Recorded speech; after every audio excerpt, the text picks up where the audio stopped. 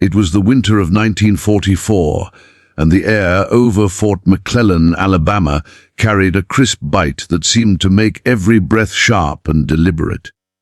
The morning fog clung to the edges of the barracks, where rows of American soldiers moved with practiced efficiency, boots crunching on frost-hardened earth.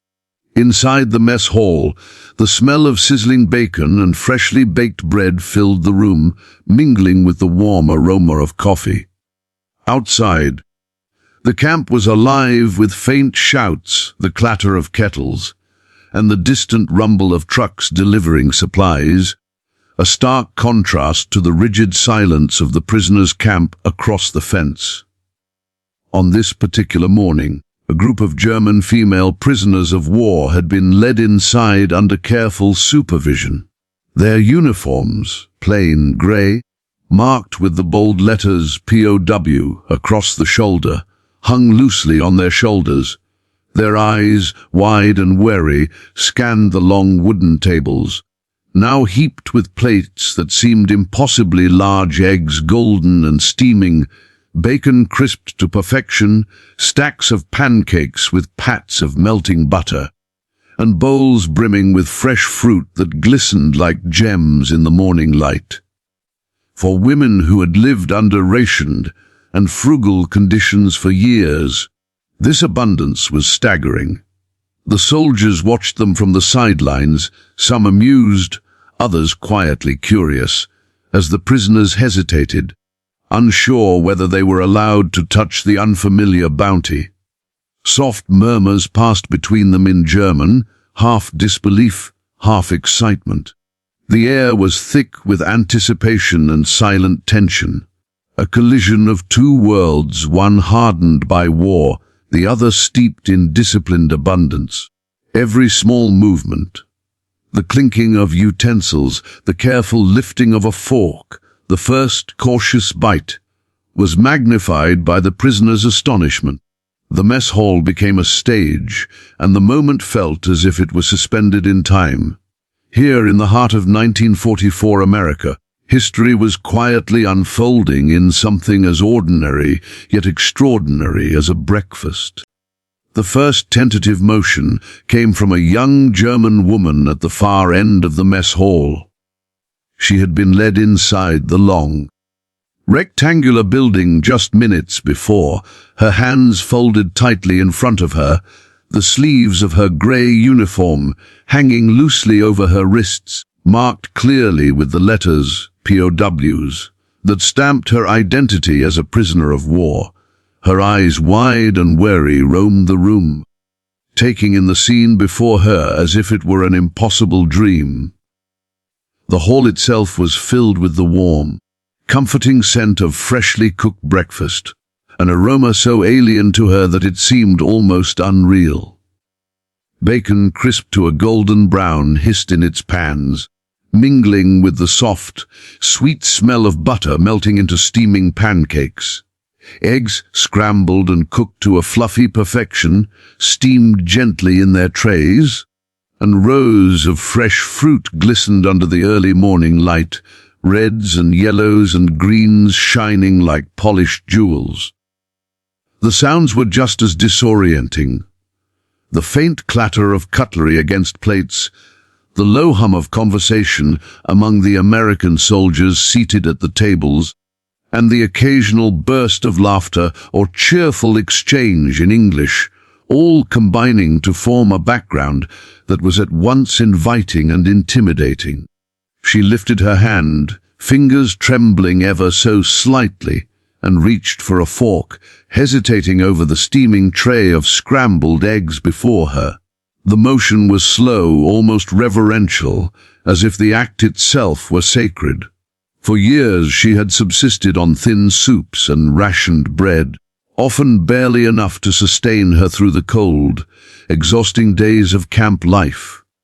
Every bite had been calculated, every morsel carefully measured to ensure survival, and yet now before her lay a plate piled high with rich, fluffy eggs that seemed to mock her previous experience with their warmth, their texture, and their abundance. She lowered the fork, caught the glint of morning light reflecting off the smooth yellow surface, and then lifted it again, this time with slightly more resolve. Her first bite was a revelation. The eggs were warm, rich and flavorful, carrying a subtle creaminess that seemed to linger on the tongue. She chewed slowly, the act of eating feeling almost ceremonial in its novelty. She could not help but glance around at her fellow prisoners, many of whom had frozen in place as they observed her tentative exploration. Their eyes followed her movements, a mix of curiosity and disbelief flickering across their faces. The woman's lips curved ever so slightly into a quiet, almost involuntary smile, a reaction that seemed to both surprise and delight her. There was a shared understanding in that silent gesture, a recognition among the prisoners that this simple act of eating could, for a brief moment, bridge the gap between captivity and normalcy. The American soldiers watching from nearby tables had already noticed the subtle shift in the prisoners' demeanor. Some leaned back in their chairs, grinning quietly to themselves, while others maintained a more neutral, almost clinical posture, observing the reaction with mild amusement. There was a delicate balance in the atmosphere of the hall, discipline and care guiding the soldiers' behavior, and awe, wonder, and hesitation characterizing the prisoners' responses. As the young woman took another bite, slightly more confident this time, a faint murmur passed between two prisoners behind her in German. Words of surprise, admiration, and incredulity mixed with nervous laughter, the sound low but rich with emotion. They marveled not just at the food itself, but at the unfamiliar abundance, the stark contrast to what they had known for months in captivity. The hall, with its orderly tables and neatly prepared meals, seemed almost like another world. As she continued, she began to notice the small details that made the meal extraordinary. The eggs were not just warm, they were perfectly cooked, soft yet firm. The texture a gentle contrast to the dry, meager rations she had grown accustomed to. The color alone, deep yellow flecked with hints of white from careful scrambling, was enough to catch the eye. Even the seasoning, subtle but present, enhanced the taste without overwhelming it. Each bite carried a richness that was previously unimaginable, a complexity that spoke not only of abundance, but of a culinary culture entirely foreign to her wartime experience. She glanced down at the plate again, almost in disbelief at the quantity before her. It was not simply nourishment, it was an overwhelming statement of comfort, of prosperity, of a life that existed beyond the confines of a camp and the constraints of war. Her fellow prisoners, emboldened by her cautious enthusiasm, began to reach for their own forks. Fingers shook slightly as they lifted the utensils, glancing at the American soldiers for permission or reassurance. Each small movement seemed magnified, every bite taken as if it were an act of defiance against the scarcity and strictness that had defined their daily lives for so long. The hall, once filled with tense anticipation, began to pulse with a subtle, almost imperceptible energy, the collective astonishment and quiet joy of a group of women encountering abundance for the first time.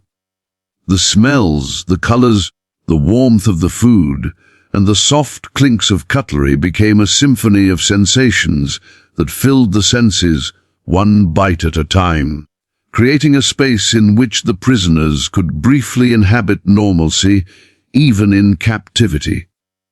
The young woman's gaze wandered across the table, noting the contrast between the orderly rows of American soldiers and the hesitant, careful movements of the prisoners.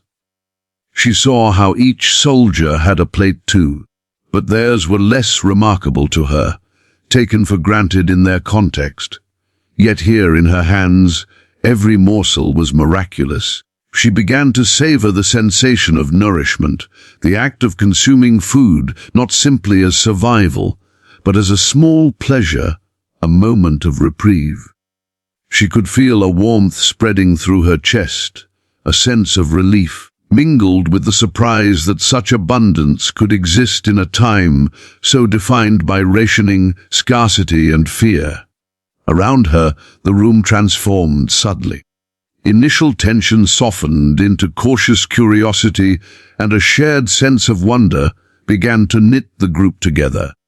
She noticed another prisoner reaching for a slice of bread, her fingers brushing the warm, golden crust, and realized that the room was slowly filling with small acts of discovery, the careful sampling of food, the tentative smiles, the whispered German words expressing disbelief.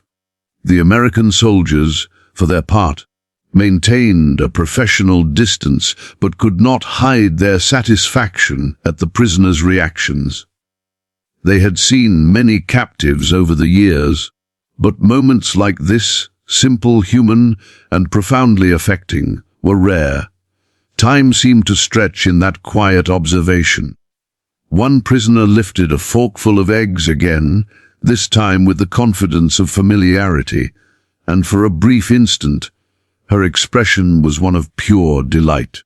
The act of eating, ordinary under normal circumstances, had become extraordinary.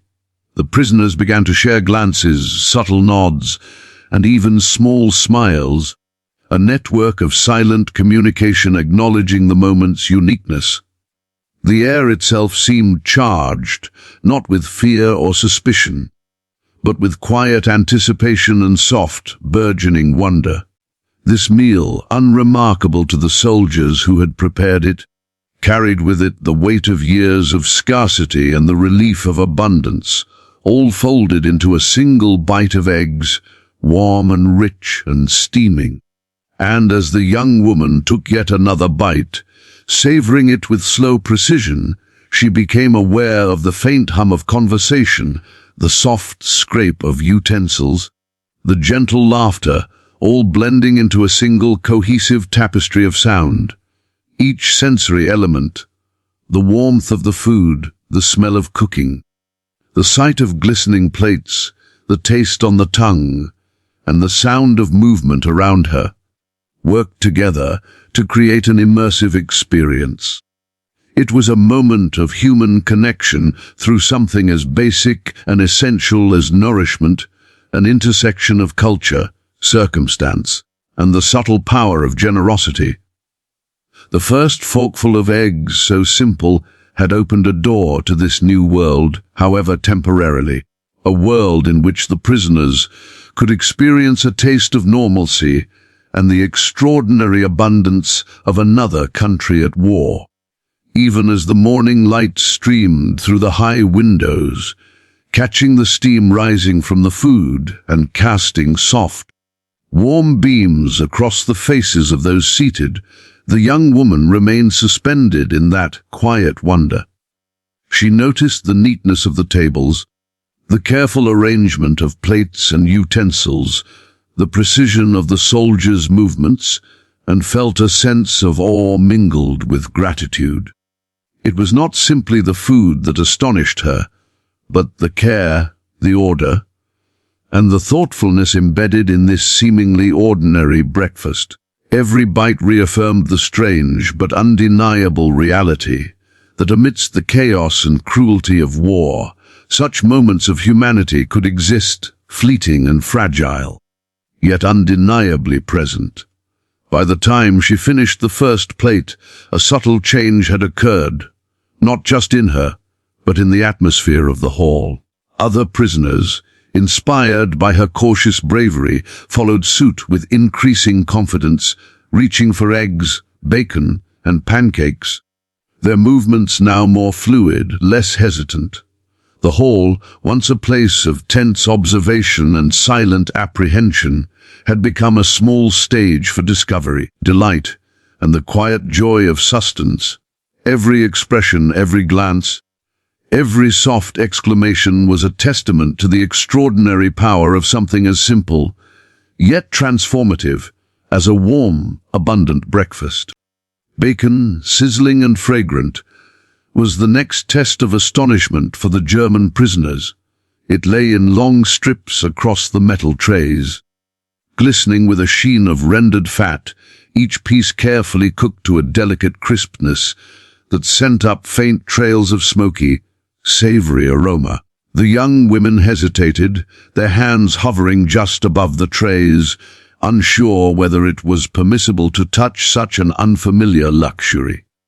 For many, the memory of rationed wartime provisions, thin, grey slices of bread, watery soup, and the occasional meager piece of sausage, was still fresh in their minds, a constant reminder of scarcity and the relentless discipline of survival.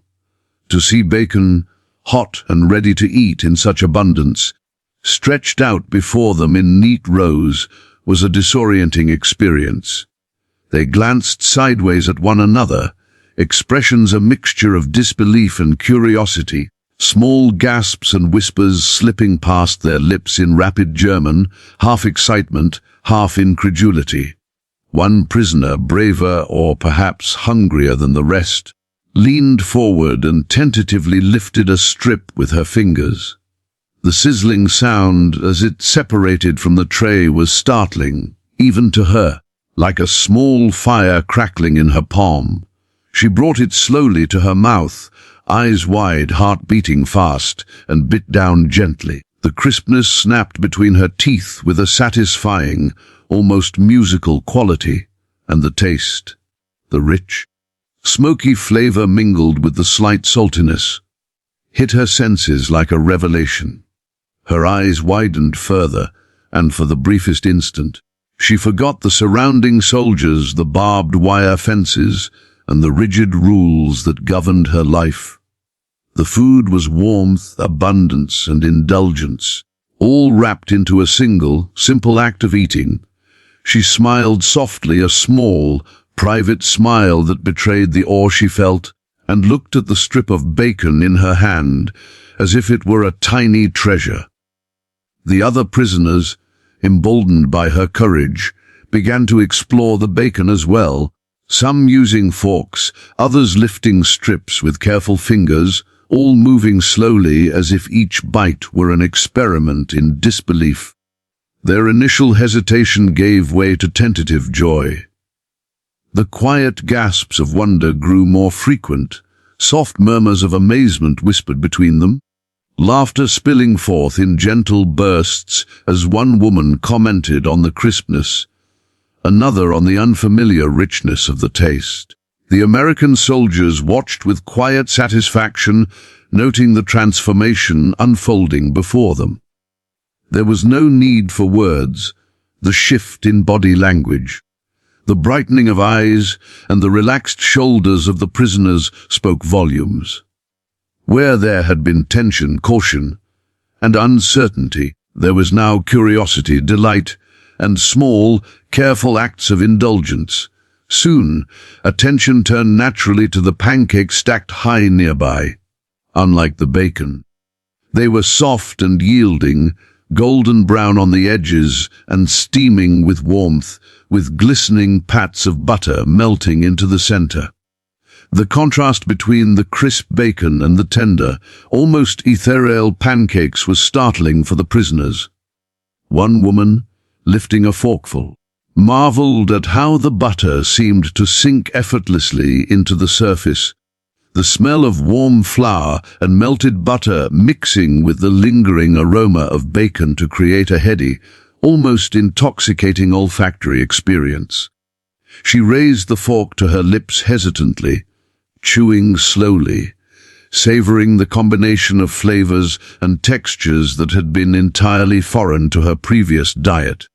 Around her, the others followed suit, reaching for pancakes with increasing confidence, marveling at the syrup that gleamed under the overhead light, running in slow, golden rivulets over the soft stacks. Every small action, the careful lifting of a fork, the tentative tasting, The whispered words exchanged in German was imbued with emotion. The prisoners were not simply eating, they were rediscovering a sense of human normalcy, a reminder that life could hold small pleasures even amidst the harsh conditions of wartime captivity. The act of eating, usually mundane, had transformed into a shared moment of wonder, a subtle rebellion against the scarcity and constraints they had endured for months. Each bite was accompanied by subtle expressions of awe, small smiles, quiet exclamations, and gentle laughter that slowly began to ripple through the group. The mess hall, with its long tables, gleaming trays, and orderly rows, became a space not merely for nourishment, but for cultural collision and emotional awakening, where the simple act of tasting could bridge divides and soften boundaries imposed by war. The American soldiers continued their quiet observation, many smiling inwardly at the contrast between the prisoners' initial wariness and their growing enjoyment. Some glanced at one another, silently acknowledging the rare human connection playing out before them. It was not a moment of triumph or condescension, but one of subtle empathy. The soldiers understood the transformative power of food, the comfort it provided, the memories it evoked, the simple satisfaction it could bring. For the German women, the moment had begun as curiosity tinged with hesitation and now unfolded into a tentative joy that reached deep into the body and spirit. It was a revelation of abundance, a lesson in indulgence, and a fleeting taste of freedom hidden within the boundaries of captivity. As the women experimented further, combining bites of bacon with pancakes, murmurs of delight grew louder, laughter more frequent, and expressions of disbelief more animated. Fingers brushed against plates, utensils clinked in tentative experimentation, and eyes sparkled with the novelty of what they were experiencing. One prisoner, holding a piece of bacon in one hand and a forkful of pancake in the other, glanced around the table at her companions, realizing that the collective astonishment had created a bond between them. It was an unspoken acknowledgement that, for this brief period, they were united in the shared marvel of abundance, experiencing a simple human pleasure that transcended language, rank, or nationality. The soft light streaming through the windows caught the sheen of the bacon, highlighting its rich texture, and reflected in the eyes of the prisoners as they slowly began to relax into the experience. There was a rhythm to their actions now, a measured exploration of taste, texture, and warmth, punctuated by quiet exchanges, small nods of encouragement, and subtle smiles of recognition. The hall, once filled with tension, anticipation, and hesitant awe, had gradually transformed into a space of tentative delight, a place where the prisoners could safely engage with novelty, pleasure, and the extraordinary abundance of a country still fighting its own battles beyond the fences. Even as the morning passed, the effect lingered. The young women, once cautious and unsure, now moved with a gentle confidence, exploring the trays of food with growing familiarity. Each strip of bacon eaten, each forkful of pancake tasted, carried with it a story of resilience, survival, and wonder. Their expressions, previously guarded, softened into curiosity and appreciation. The American soldiers, watching silently, understood that they were witnessing more than just a meal. They were seeing the human spirit respond to abundance, kindness, and normalcy, even in the midst of conflict. It was an extraordinary moment, quiet but profound, where the simplicity of food revealed the enduring capacity for astonishment, connection, and shared joy. By the time the plates were half empty, and the faint aroma of bacon still lingered in the air, the hall had changed subtly but indelibly. What had begun as hesitation, disbelief, and careful exploration had grown into a small celebration of human indulgence, a testament to the transformative power of nourishment. The prisoner's initial wariness had dissolved into tentative delight, the soft laughter and whispers of admiration filling the room like a gentle tide, touching every corner of the mess hall. Each bite, each subtle exclamation reinforced the extraordinary nature of the moment, that even in captivity, amidst the shadow of war, simple pleasures could still inspire wonder, connection, and a fleeting sense of freedom. The fruit bowls arrived as if to punctuate the astonishing morning with color and vitality, bringing an entirely new layer of wonder to the German prisoner's breakfast experience. Each bowl was brimming with a careful selection of apples, oranges, grapes, and occasionally pears, their skins gleaming in the soft morning light that streamed through the high mess hall windows. The colors alone, deep ruby reds, bright sunlit yellows, rich greens, seemed almost alien to the women who had spent the last months of their lives on bland rations of bread, watery soup, and occasional canned vegetables. There was a vibrancy to the fruit that almost seemed to hum in the morning air, a living contrast to the monotony of camp meals and the muted grey of their uniforms. The prisoners leaned closer, eyes wide, faces shadowed with disbelief and cautious curiosity. Fingers hovered over the bowls, hesitant, almost reverent, as if touching the fruit were an act that needed permission from some invisible authority. One prisoner, younger than the rest, and with a sharp, inquisitive gaze, reached for a glossy apple, her fingertips brushing against the smooth surface. The fruit felt warm from the morning light, almost silky, and she lifted it slowly, turning it in her hand as if examining a rare gem. The scent of the apple, subtly sweet and earthy, drifted into her senses and triggered a memory of a time before war. A childhood long ago, in a home where apples had been a treat rather than a rationed luxury. She raised it to her lips hesitantly, her movements deliberate, and took a small bite. The taste was immediate, vivid, and startling in its intensity, crisp, sweet, and full-bodied, with a natural juiciness that seemed almost indulgent in its purity. Her eyes widened, reflecting astonishment, and she let out a quiet exhalation of wonder, a sound that drew the attention of the others seated nearby. Slowly, one by one, the other prisoners followed her example. Fingers brushed the skin of grapes, plucked bright oranges from their bowls, and sampled pears. Each bite an exploration, each chew a revelation. The tactile sensation of the fruit, the way it yielded under pressure, yet resisted slightly before bursting with juice, was entirely foreign.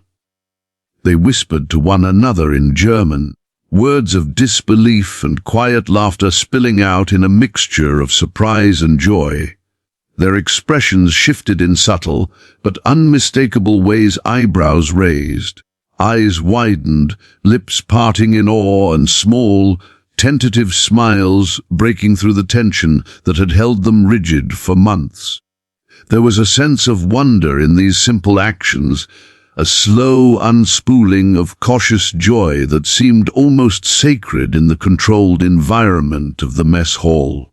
The American soldiers continued to observe quietly, their presence steady and calm. Some leaned against the edges of tables, arms crossed, smiling subtly, while others kept a neutral stance, monitoring the room with professional attentiveness. There was no rush, no interference, only the gentle watchfulness that allowed the prisoners to experience the moment fully on their own terms. This careful balance created a delicate rhythm in the hall, a silent choreography between observer and participant, where every bite, every glance, and every murmur carried weight and significance. The prisoners' reactions were almost tactile in their honesty. The soft gasp at the juiciness of a grape, the incredulous exclamation at the sweetness of an orange, the delighted recognition that something so simple could be so extraordinary. For some prisoners, the experience was nostalgic, evoking memories of a life that had seemed lost to the war. An older woman, with lines etched deeply into her face and hands calloused from years of labor and deprivation, picked up an orange and gently rolled it in her hands. She closed her eyes for a moment, inhaling its fragrance, and seemed transported to a distant orchard in Germany, where fruit had been plentiful in the summer months before the war took everything. The taste of juice bursting in her mouth brought a smile to her lips, a rare, unguarded moment of pleasure that seemed almost forbidden within the confines of her current reality. Around her, the younger prisoners observed her reaction with fascination, as if seeing the power of a simple fruit to evoke memory and emotion firsthand. The prisoners began to experiment with the fruit in new ways. They compared grapes, rolling them between their fingers and biting into the skin with a delicate snap, marveling at the sudden release of sweetness and juice. Apples were tested for firmness and flavor, some eaten raw, others allowed to linger in the mouth to savor the texture. The oranges, carefully peeled and segmented, revealed their aromatic oils as the skin was removed, releasing a citrusy perfume that filled the air and mingled with the aroma of bacon, eggs, and pancakes. Even the visual appeal of the arrangement, the bright, polished colors set against the muted gray of their uniforms, added to the sensory overload, creating a tableau that was both beautiful and bewildering to the women experiencing it. Soft laughter began to ripple through the group, quiet at first and then growing in confidence. The sound was gentle, restrained, yet unmistakably human, carrying a weight of relief, astonishment, and delight. One prisoner held a grape between her fingers and offered it to another with a teasing smile, a gesture of connection that transcended the barriers of captivity. They began to share pieces of fruit, whispering recommendations on what tasted best, marveling at textures, and laughing at the novelty of such simple indulgences. The American soldiers observed this growing camaraderie with quiet satisfaction, understanding that the moment was about more than just nutrition. It was about human connection, discovery, and the reclamation of pleasure in an environment otherwise dominated by rules, rationing, and confinement. The prisoners' engagement with the fruit also became a subtle education in abundance. They marveled at the variety, the freshness, and the careful presentation, realizing that the opportunity to touch, taste, and savor these foods was a privilege entirely unfamiliar to them in the past months. For many, the act of eating was no longer purely functional but transformative. It evoked a spectrum of emotion, joy, curiosity, nostalgia, amazement, and created a shared experience that brought the women closer together. Each bite was slow and deliberate, as if they were cataloging the flavors and textures in their memory for safekeeping, preserving a fleeting but profound sense of wonder that could endure long after the meal ended.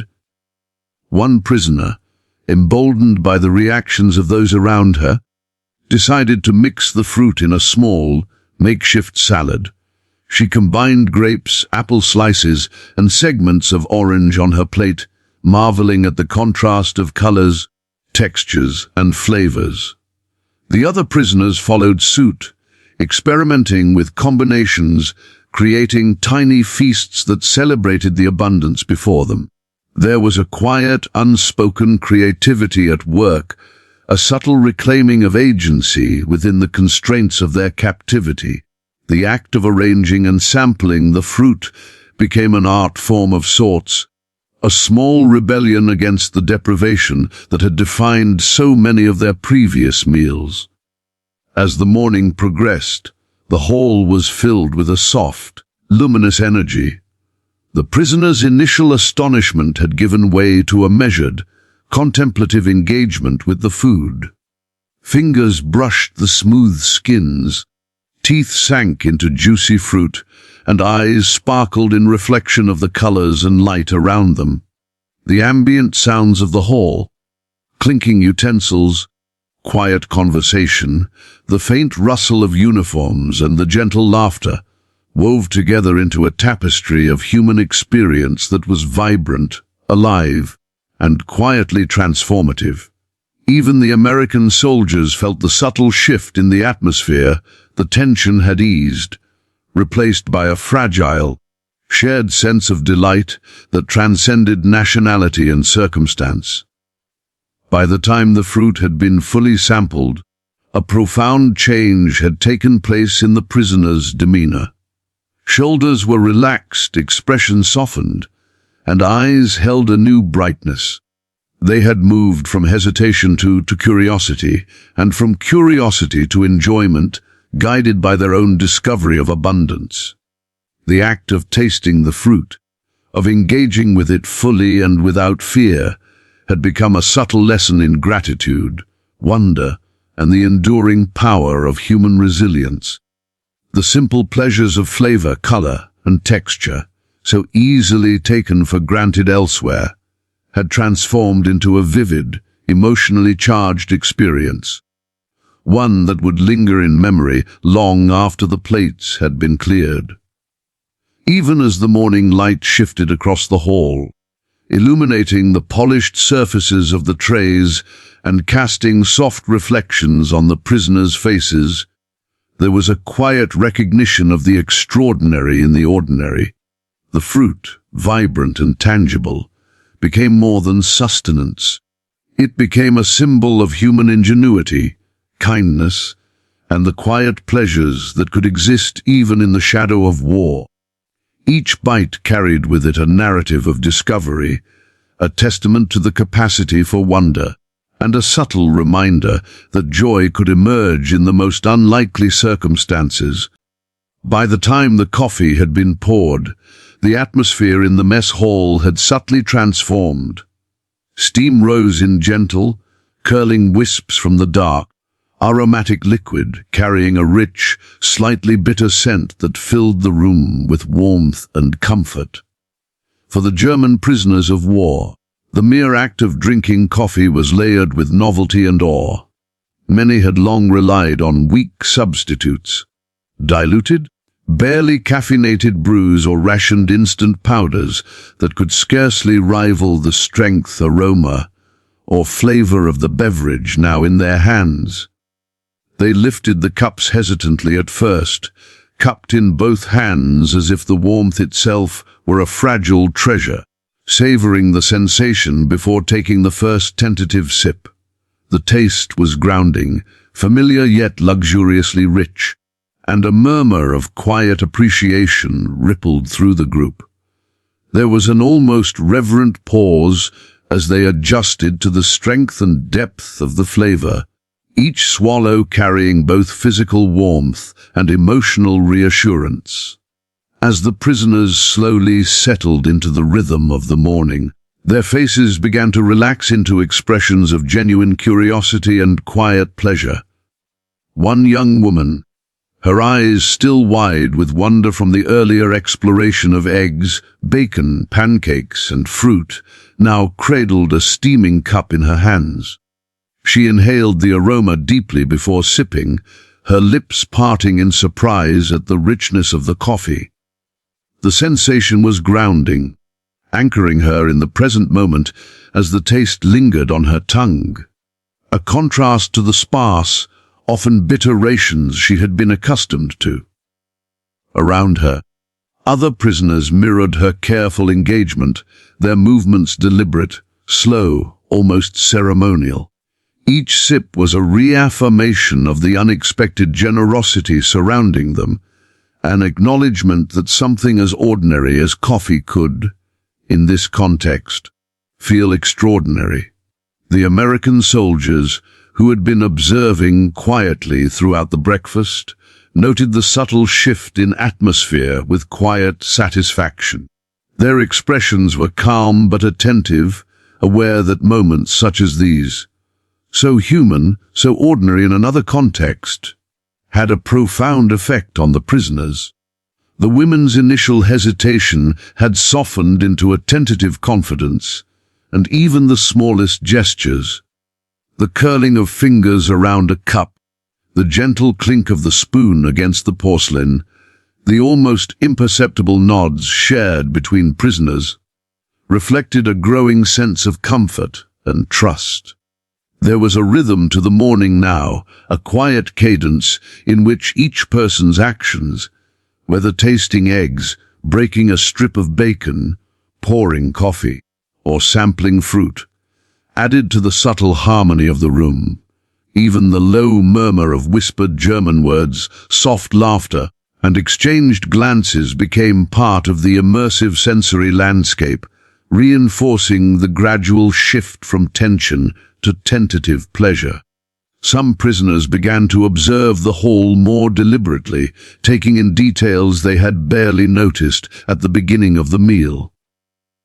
The long wooden tables, polished and neatly arranged, reflected the careful order maintained by the American soldiers.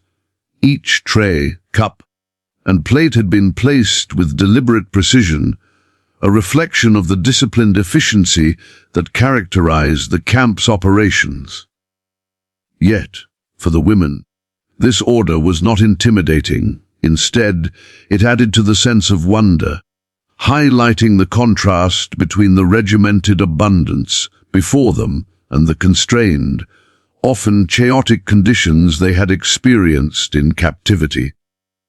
The act of drinking coffee, paired with the sensory richness of the meal, became a lens through which they could engage with this unfamiliar world, exploring it slowly, one sip, one bite, one careful gesture at a time.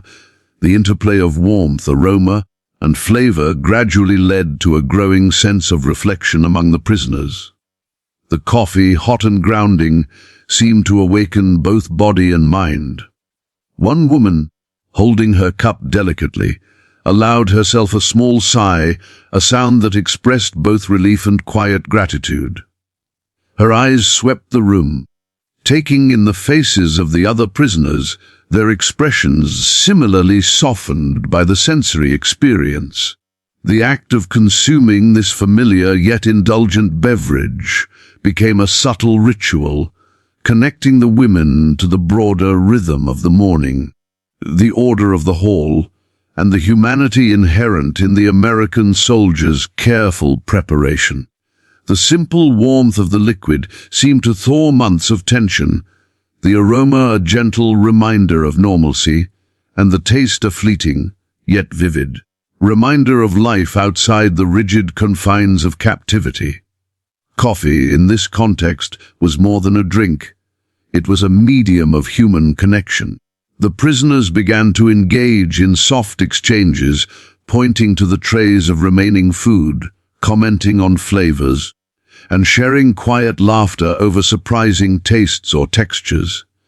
They experimented with small combinations, sipping coffee alongside bites of pancakes or a piece of fruit, exploring how flavors could complement one another. Each interaction was measured, careful, yet filled with a growing sense of delight. The American soldiers observed without interference, recognizing the importance of allowing the prisoners' autonomy in these moments of discovery. There was a quiet empathy in their restraint, an understanding that the simple act of drinking coffee, paired with the rich, varied breakfast before them, could serve as a bridge between two worlds that had been divided by war. For some prisoners, the coffee became a reflective pause, a moment to absorb the extraordinary circumstances unfolding around them. An older woman, with deep lines etched into her face and hands hardened from labor and deprivation, cradled her cup as she stared out of the high windows, watching the soft light illuminate the mess hall. Her lips parted in a quiet smile, and she allowed herself to savor the warmth as if it were a rare, almost forbidden indulgence. The sensory experience, the heat of the cup, the bitterness and depth of the liquid, the interplay with the sweet and savory flavors already consumed, elicited memories of meals long past, moments of comfort and family now distant but vividly recalled. Around her, the younger prisoners mirrored her engagement, some nodding in quiet recognition, others exchanging small smiles that conveyed mutual understanding. The hall itself seemed to respond, filled with the soft hum of humanity. Quiet, measured, and yet profoundly alive. As the morning progressed, the prisoners' confidence grew, their movements more fluid, their engagement more deliberate. They explored new combinations: a bite of pancake dipped in coffee, a piece of fruit followed by a sip of the rich liquid, the interplay of textures and flavors creating a sensory landscape both novel and deeply satisfying. Laughter, once hesitant, became more frequent, soft but genuine, a gentle soundtrack to the unfolding experience. Fingers brushed over cups and plates with increasing certainty. Eyes met across tables with shared delight, and whispered observations in German wove a subtle, emotional rhythm through the space. The American soldiers, maintaining their quiet presence, recognized the profound effect of such ordinary acts on the prisoners' morale, noting the small but significant transformations in posture, facial expression, and body language. The experience of coffee, paired with the cumulative richness of the breakfast, also encouraged reflection on abundance and human generosity. The prisoners, accustomed to scarcity and deprivation, began to understand the extraordinary nature of what had been provided. Each sip of coffee reminded them of careful preparation, thoughtfulness, and the deliberate abundance characteristic of a society still capable of maintaining order and comfort despite the pressures of global conflict. There was a subtle realization that, in this moment, they were participating in something larger than a meal, a cultural exchange, a window into normalcy, and a brief but tangible reminder of human kindness. By the end of the morning, the prisoners had settled fully into the experience. Their earlier hesitation and wariness had given way to quiet confidence and a measured joy that permeated their movements, expressions, and interactions. The coffee had become more than just a beverage. It was a symbol of comfort, a medium of reflection, and a connector of people across language, nationality, and circumstance. Each sip carried warmth, taste, and emotion, reinforcing the subtle but profound transformation that had begun with the first tentative bites of eggs, bacon, and pancakes. The mess hall, once a site of tense observation and cautious exploration, had become a stage for shared delight, human connection, and fleeting moments of serenity in the midst of war. Even as the last drops of coffee were savored, the steam curling from the cups reflected in the soft morning light, the prisoners carried with them a quiet awareness of the extraordinary nature of the experience. They had moved from cautious hesitation to tentative exploration, and finally to confident enjoyment, their faces brightened by curiosity, pleasure, and subtle gratitude. The American soldiers, watching silently, understood that the morning had been a success in the most profound way. The prisoners had experienced nourishment, comfort, and a fleeting sense of freedom, all through the simple but extraordinary act of sharing a well-prepared breakfast and a cup of coffee.